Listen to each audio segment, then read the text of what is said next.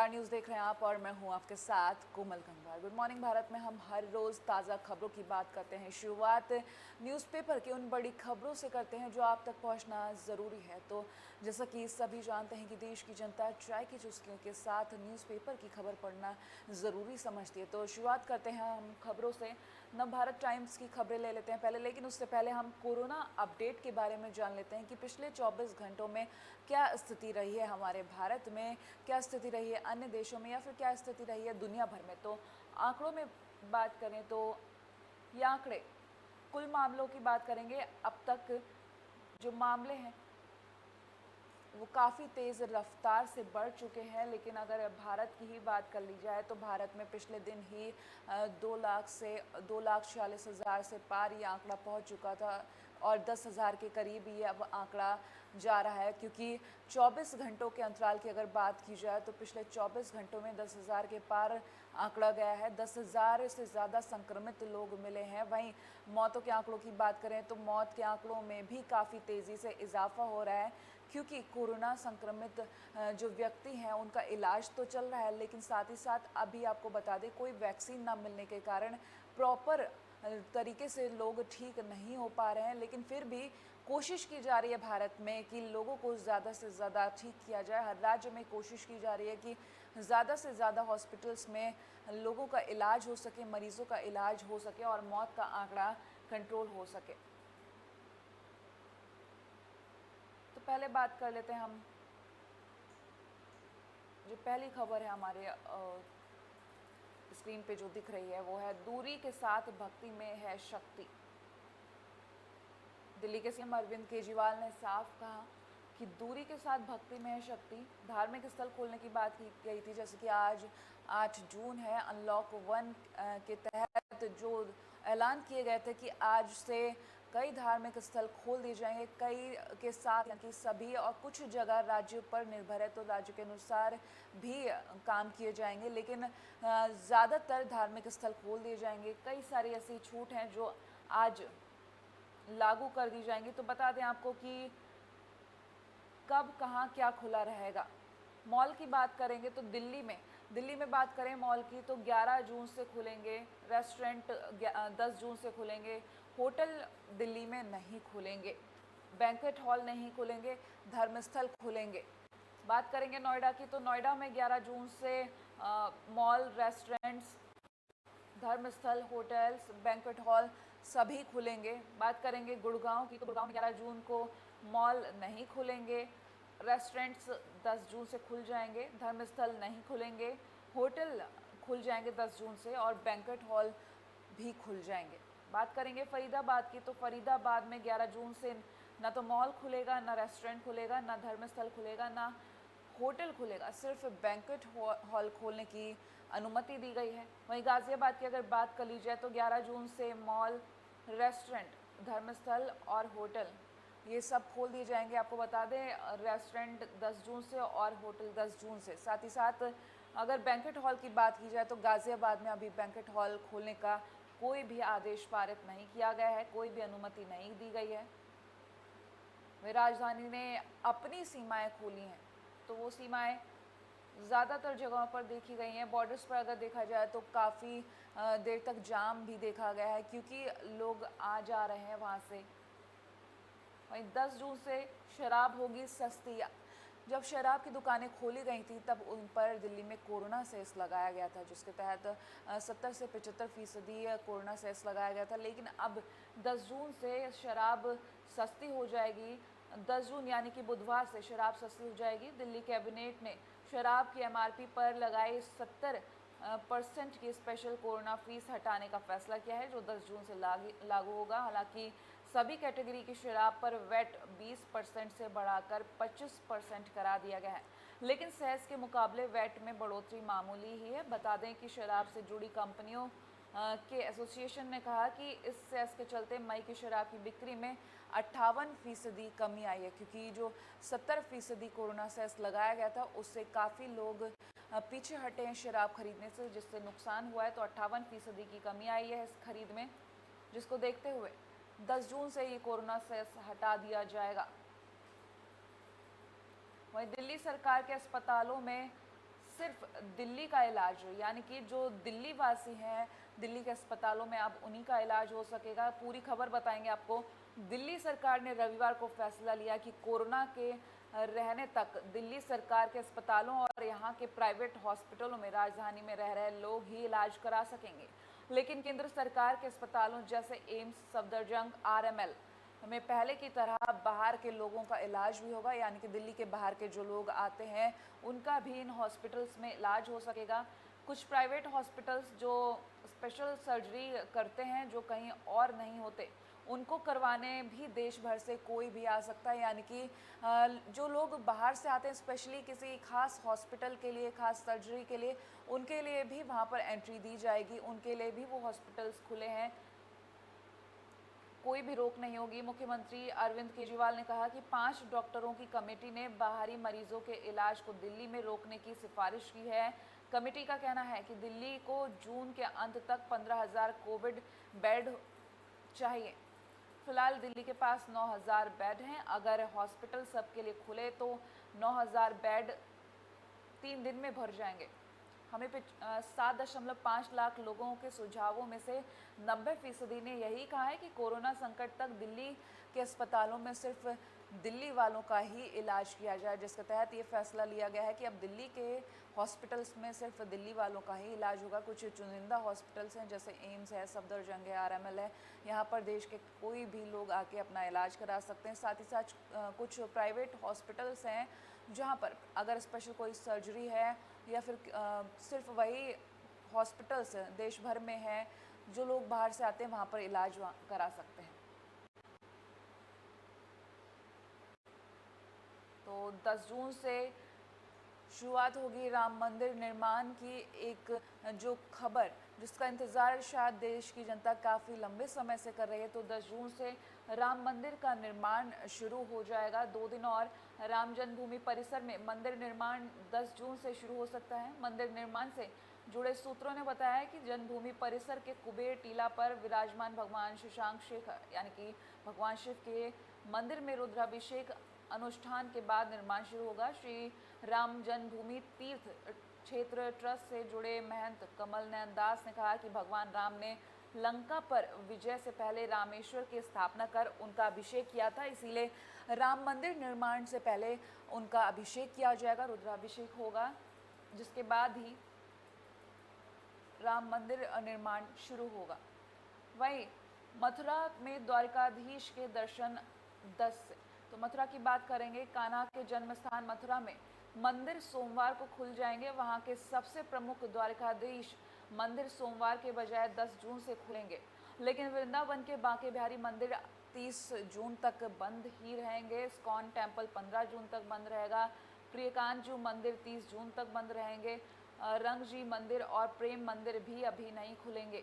बरसाना सहित श्रीजी मंदिर के खुलने पर भी अभी कुछ स्पष्ट नहीं कहा जा सकता है। सेवायत गोस्वामी समाज की बैठक के बाद इस फैसले के बारे में आगे कहा जाएगा कुछ भी, क्योंकि जिस तरीके से कोरोना संक्रमण फैलता जा रहा है, तो अगर मंदिर के कपाट एकदम से खोल दिए जाते हैं तो श्रद्धालु एकदम से जो आएंगे उसकी वजह से कोरोना संक्रमण तेज़ी से फैल सकता है, जिसको देखते हुए गोस्वामी समाज की बैठक के बाद ये फैसला लिया गया है। अगर वृंदावन के मंदिर की बात कर लें तो 30 जून तक ये मंदिर बंद रहेगा। साथ ही साथ मथुरा में द्वारकाधीश मंदिर अभी 10 जून से खुल जाएगा, लेकिन बाकी वृंदावन के अन्य मंदिरों की अगर बात की जाए या मथुरा में और मंदिरों की बात की जाए तो उसमें कुछ समय लेकर उन मंदिरों को खोलने की अनुमति दी गई, लेकिन हालांकि वृंदावन के बांके बिहारी मंदिर को अभी नहीं खोला जाएगा। तो जिस तरीके से लगातार हम बता रहे हैं आपको, मंदिरों के बारे में बताया, वहीं अब स्कूल के बारे में आपको बता देते हैं। 15 अगस्त के बाद खुलेंगे स्कूल। तो जहां हम अनलॉक 1 में अभी बैठे हुए हैं, अनलॉक 1 लागू है। जुलाई की बात करें तो जुलाई में अनलॉक 2 की बात की गई है, हालांकि अनलॉक 3 की बात नहीं की गई थी। लेकिन जिस तरीके से ये कहा गया था कि स्कूल्स और कॉलेजेस तीसरे चरण में यानी कि अनलॉक 3 में खोलने की बात कही थी, तो हो सकता है ये जो स्कूल खोले जा रहे हैं वो लॉकडाउन का तीसरा चरण अगस्त में ही हो।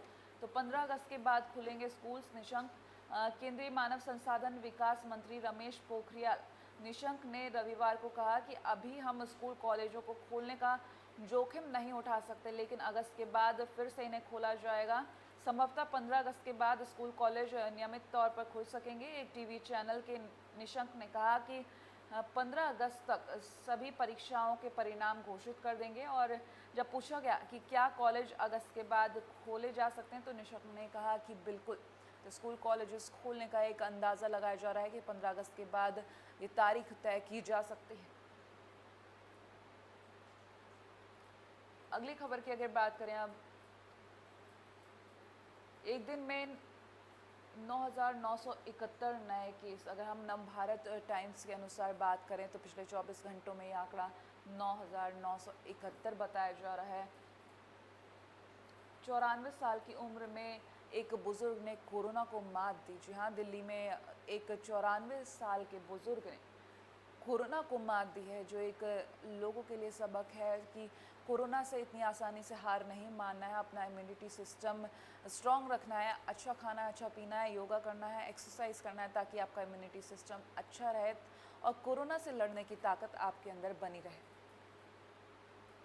बात कर लेते हैं अब हम हिंदुस्तान की।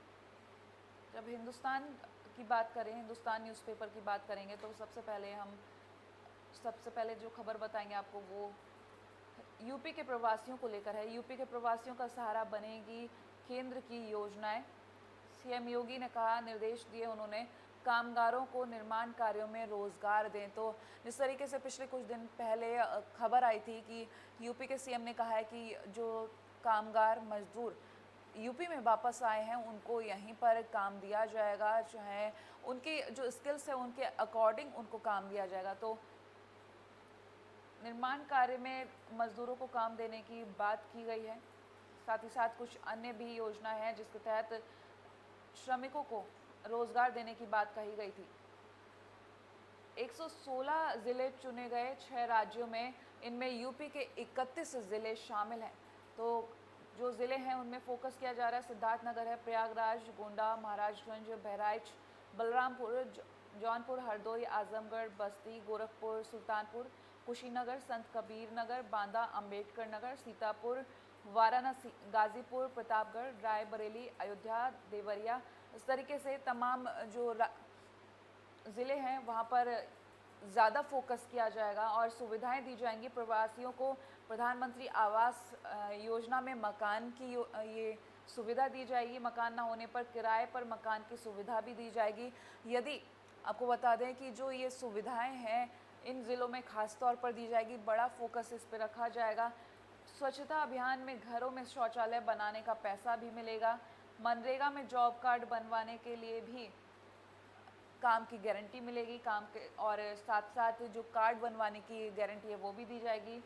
राशन कार्ड और राशन की सुविधा भी मिलेगी। 1,000 रुपये भरण पोषण भत्ता और 15 दिन का मुफ्त राशन किट भी मिलेगा।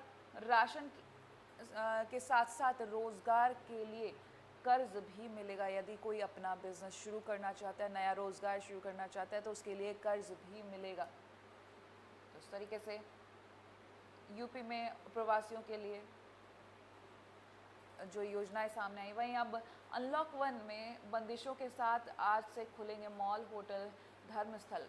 यही खबर अगर हम बात कर लें नवभारत टाइम्स की, तो उसमें भी जो खबरें दी गई थी इसी तरीके से कि हम आज मॉल को खुलता हुआ देखेंगे, मॉल्स खुल सकेंगे, धर्मस्थल खुल सकेंगे और साथ ही साथ होटल्स भी खुल सकेंगे। लेकिन कुछ ऐसे एरिया हैं जहां पर इन जगहों पर पाबंदी आगे बरकरार रहेगी। विंध्याचल और बांके बिहारी के दर्शन नहीं हो सकेंगे। अभी प्रदेश सरकार के दिशा निर्देशों के बाद भी सोमवार से प्रदेश के कई धर्मस्थल नहीं खुल पाएंगे। नहीं खुलने वाले धर्मस्थलों में मिर्ज़ापुर का मां विंध्यावासिनी धाम, मथुरा का बांके बिहारी मंदिर, लखनऊ के आसिफी मस्जिद शामिल है। बाराबंकी में देवा शरीफ दरगाह भी 24 जून से पहले नहीं खुलेगी। हालांकि सोमवार से अयोध्या के मंदिर और मंगलवार से काशी विश्वनाथ मंदिर शासन के दिशा निर्देशों का पालन करते हुए खुलेगा। हालांकि जिस तरीके से जो खबर है उसमें कई मंदिरों के नाम लिखे हुए हैं, तो मैं आपको बता दूं कि जिसमें सबसे ज़्यादा लोग उत्सुक वृंदावन के बांके बिहारी मंदिर को लेकर हुए थे, लेकिन ये मंदिर अभी 30 जून तक और नहीं खुलेगा, और भी कई मंदिर हैं जो देरी से खुलेंगे, तो थोड़ा सा और इंतज़ार भक्तों को करना होगा।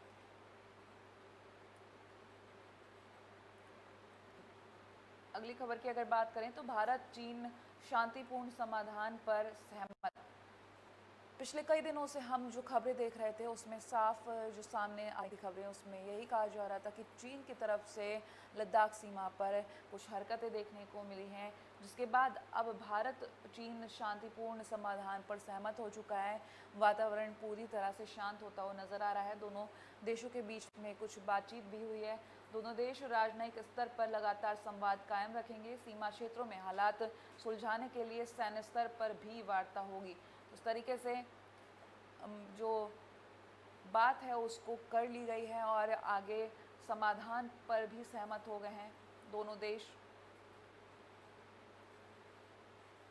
फर्जीवाड़े में लखनऊ के 89 शिक्षक बर्खास्त होंगे। तो राजधानी के सरकारी सहायता प्राप्त विद्यालयों में कार्यरत 89 शिक्षकों की नियुक्ति निरस्त कर दी जाएगी। अब तक वेतन के रूप में किए गए भुगतान की वसूली भी की जाएगी। तो ये 89 जो शिक्षक हैं न सिर्फ निरस्त किए जाएंगे, बल्कि इनसे जो इनको वेतन मिला है उसकी भी वसूली की जाएगी। इन नियुक्तियों में नियमों की अनदेखी किए जाने की पुष्टि हुई है। निदेशालय के निर्देश पर संयुक्त शिक्षा निदेशक सुरेंद्र कुमार तिवारी ने कार्रवाई शुरू कर दी है।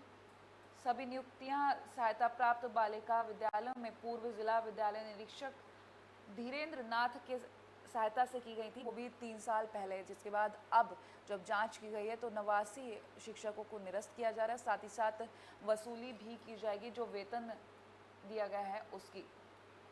तो लगातार हम बातचीत कर रहे हैं कि किस तरीके से कोरोना का कहर बढ़ता जा रहा है, लेकिन इसी बीच देश की जो गतिविधियां हैं वो भी शुरू कर दी गई हैं। और आज के समय की अगर बात करें, 8 जून धार्मिक स्थल, होटल्स, मॉल खोलने की बात कही गई थी और उन पर काम भी किया जाएगा। कई जगह मंदिर नहीं खोले जाएंगे, लेकिन इससे उदास न हो। आगे की तारीख तय की गई है या फिर आगामी जो फैसले हैं आने तक इंतज़ार करना होगा, क्योंकि कुछ मंदिरों के लिए तारीख आगे की तय की गई है, लेकिन कुछ मंदिरों के लिए आगे की तारीख अभी तय नहीं की गई है। तो उनके लिए हमें फैसले का इंतज़ार करना होगा, लेकिन तब तक हमें कोरोना से बचने के लिए बेहद सतर्क और सावधान रहने की ज़रूरत है। अपने अपने घरों में रहें। अगर बाहर निकलते हैं तो सावधानी बरतें।